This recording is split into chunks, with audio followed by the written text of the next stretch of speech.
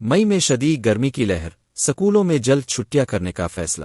بھارتی ریاست بنگال کے شہر کولکتہ میں اسکولوں میں گرمیوں کی تعطیلات جلدی کرنے کا فیصلہ کر لیا گیا۔ تفصیلات کے مطابق کولکتہ میں اسکول کے طلبہ کو مئی میں شدید گرمی کی لہر کی پیش گوئیوں کے پیش نظر اس سال موسم گرما کی تعطیلات جلدی دینے کا فیصلہ کر لیا گیا۔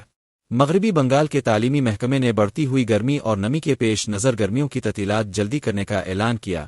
فیصلے کا اطلاق پرائمری، سیکنڈری اور ہائر سیکنڈری اسکولوں پر ہوگا۔ تعطیلات کے بارے میں سرکاری نوٹس بعد میں جاری کیا جائے گا۔